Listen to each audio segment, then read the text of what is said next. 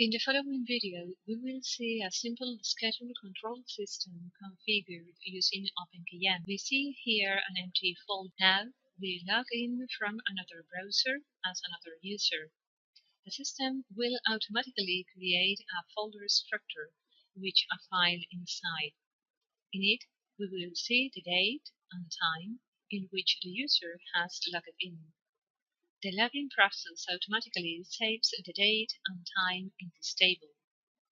We exit this user's session. If we change the browser, we will see as the administrator how all the information has been recorded. We will see that the event that happened at 10 hours 14 minutes have been recorded, which was the user's logout.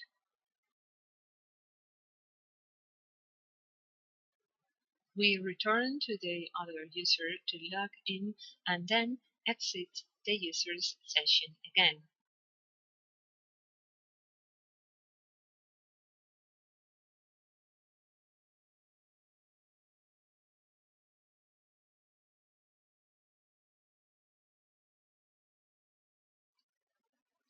And we will see how this affects the control file. Now it shows the new date in which we left the application. We will have access to this information from both the classic interface and the mobile application. To install the system, the first thing we must do is download OpenKM. We will find the installer, the application, and an explanatory video of how the application is installed. For this particular configuration, we go to the OpenKM repository on GitHub, in which we will find the time control project. In the project, we find instructions for configuring this control system within OpenKM. The first thing we must do is copy an HTML file inside templates. Here, we can see the file. Next, we need to insert it into the document management system.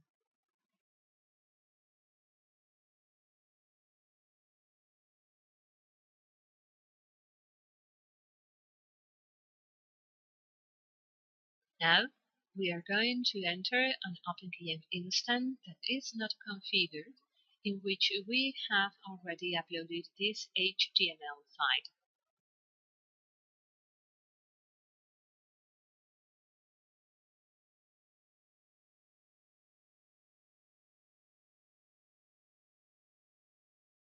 Then, we execute this query in our installation.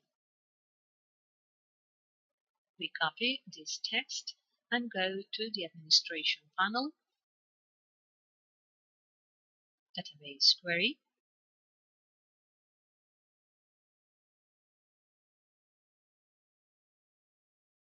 where we paste the SQL statement. The documentation indicates that you must copy the UUID of the document and paste it into the SQL section.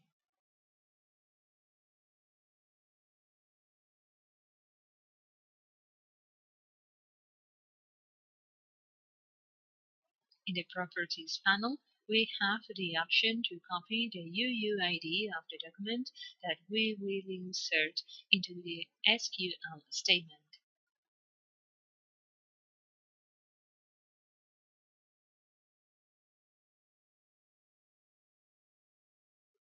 The next step indicated in the documentation is to create a folder in OKM root.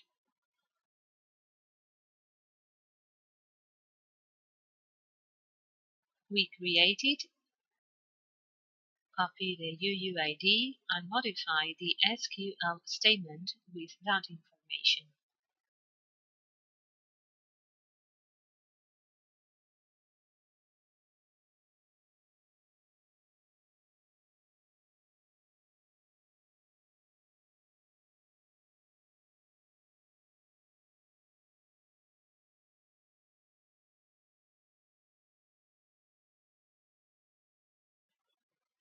The next step of the documentation indicates that we copy and paste this SQL statement and then execute it.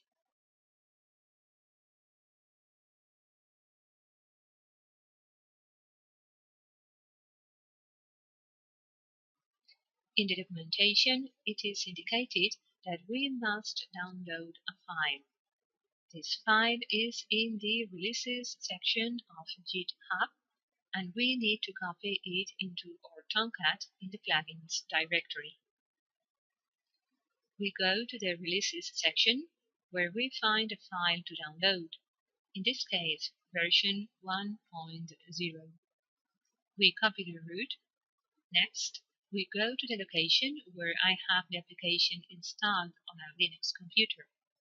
In the case of a Windows computer, the procedure would be the same. I go to the directory. I see the folders that I have inside, among which I have a folder called Plugins. Here we can see it. I enter this folder and we copy the file. We copy the URL and we can verify that the file appears inside the folder. This allows actions to be available from the automations functionality.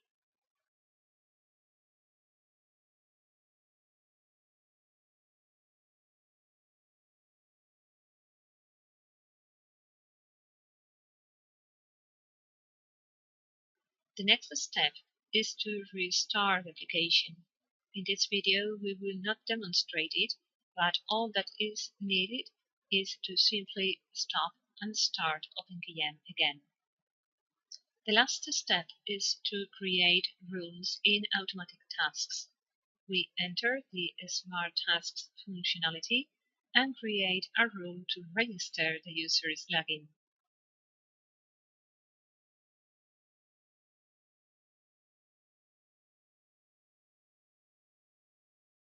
The event is user login, and after post the user logs in. Now let's define the actions. We add the time control action and activate it. We now must insert another rule to register the user's logout.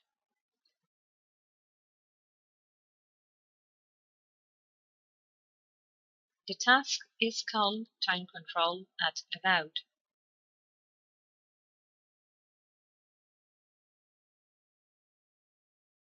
The event is the user's logout. It occurs in pre-stage, that is, before the event takes place. We define the task, time control, and we activate it. We leave the application.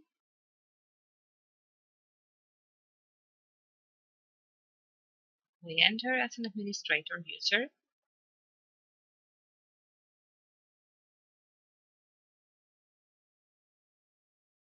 And we can check how OpenKM automatically generates the directory of folders with a file that shows that we have the application currently configured.